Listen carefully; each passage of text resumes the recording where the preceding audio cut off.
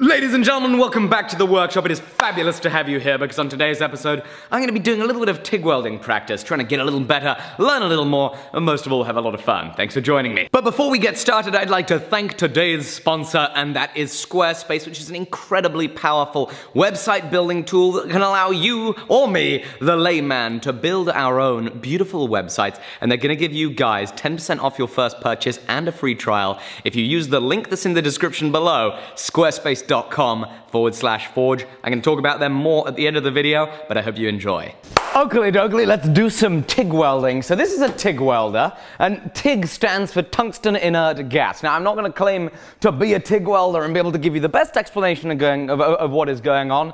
What I will, however, do is guide you through this process as I slowly learn how to get a little bit better at it and do that practice. So this is a TIG welder.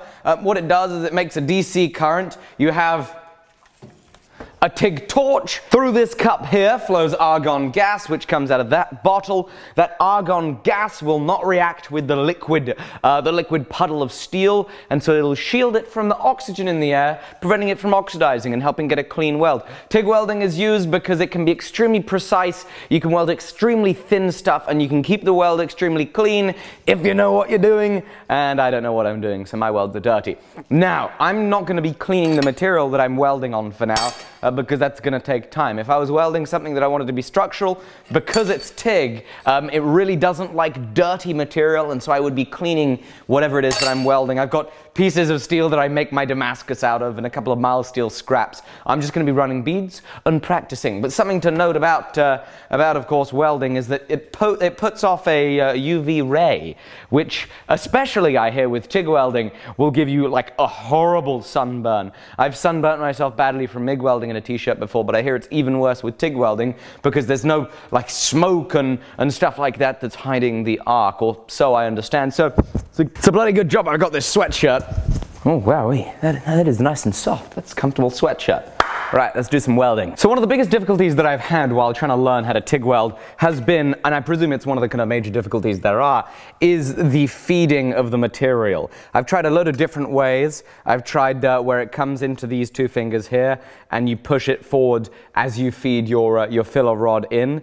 Now, it's just very difficult there because you've got to have a very fine degree of control to make sure that this isn't wiggling around on the workpiece. So I've tried a lot of different methods and techniques, and lots of people can have helped me out, you know, give me an idea of how to do this. Always love suggestions and stuff like that. Right now, actually, just here yesterday, the best way that I've found has been turning my palm upwards and then pinching with these two fingers and then feeding it down into the puddle. And I've just about had the best control with that so far. I'm going to try some more ways. Right now, I'm going to run a few puddles. No, I'm not welding anything. I'm just making a puddle and trying to get some consistency in here. I have this set up, so I press the button once, and then the weld starts until I press it again, and then it stops. So we'll give her a go.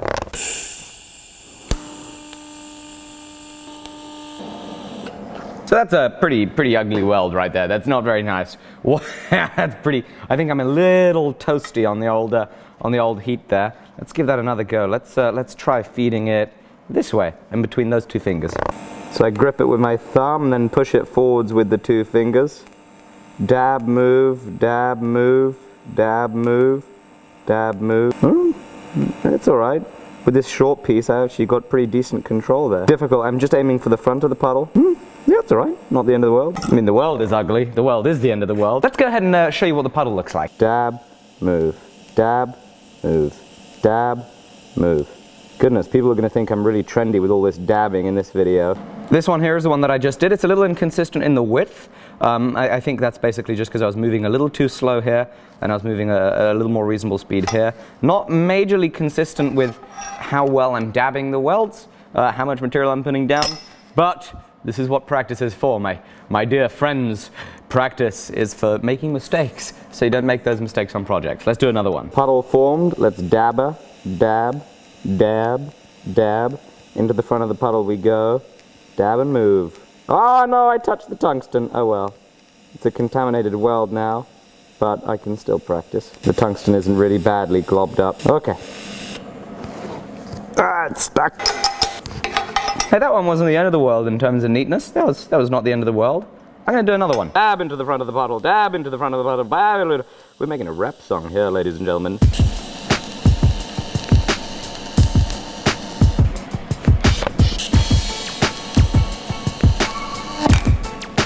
Damn it! Messed up the tungsten again.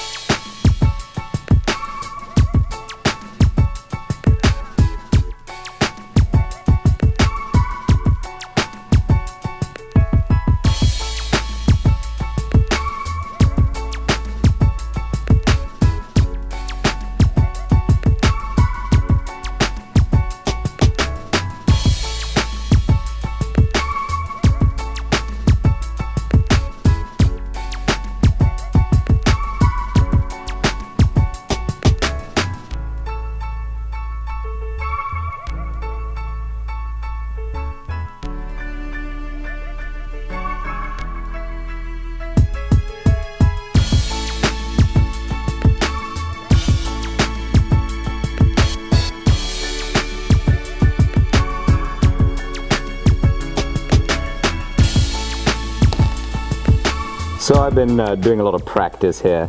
It's difficult to talk because you've got to try and control your breathing and make sure you're not moving too much. But I'm certainly getting a little more confident at my feed, and I'm starting to introduce a little bit of a wiggle with the torch itself to try and flatten it out. I'm still just dabbing into the front of the puddle there as we move ahead with each dab. Feeling pretty confident. In other news, guys, hashtag Alec Steele on Instagram. Those of you guys that have entered, oh, my plate's moving. Those of you guys that have entered the t-shirt competition with the August t-shirts, you guys are killing it. You guys are...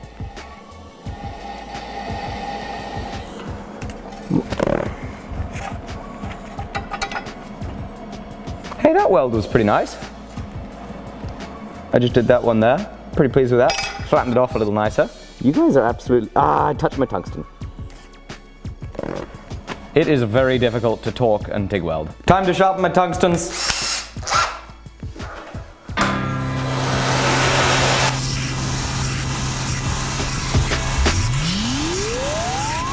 And back at it we go.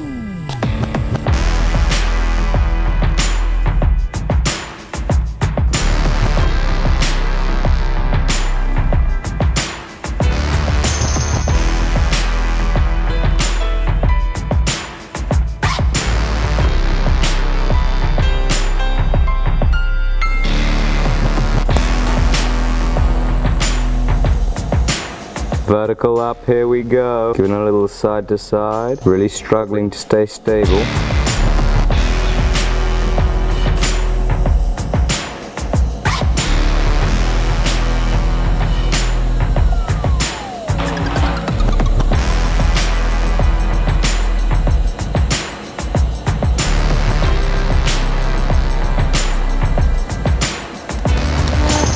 Ran out of filler rod.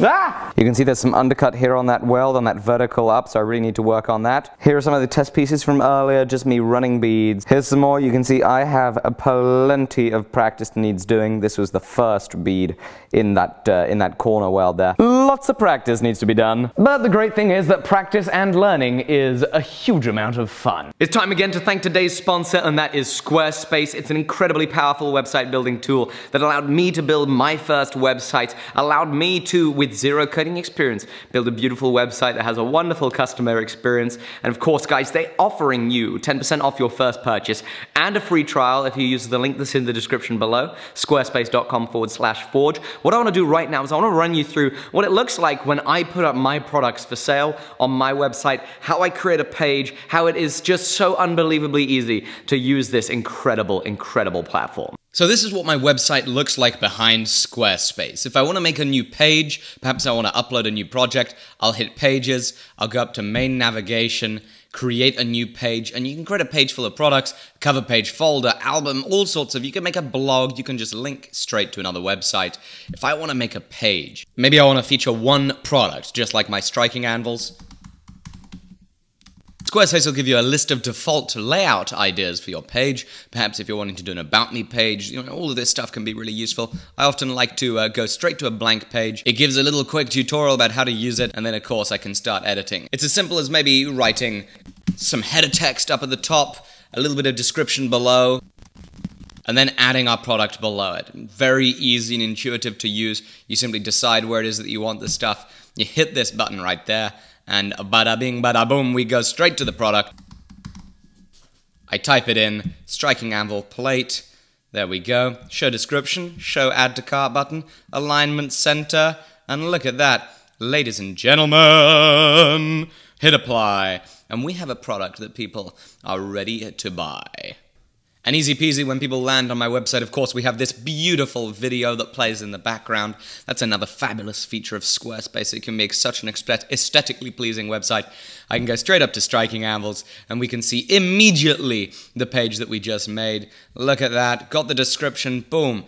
Hit purchase. That gets added to the cart. We get straight to checkout, and the customer starts inputting their email address, their shipping, their payment. They review the purchase, and they go ahead and do it. To those of you that want to be able to continue on and press on with your entrepreneurial ambitions, to those of you that want to share your incredible craftsmanship or artwork with the world, you need a website, and there is no better way to create an incredibly beautiful website than to use Squarespace. If you're on a low budget, if you're on low time, but you want a beautiful website, guys, make sure that you go to the link in the description. Fabulous way to support the channel, fabulous way to promote everything that's great about you. www.squarespace.com/forge, 10% off your first purchase and a free trial. Thanks, guys.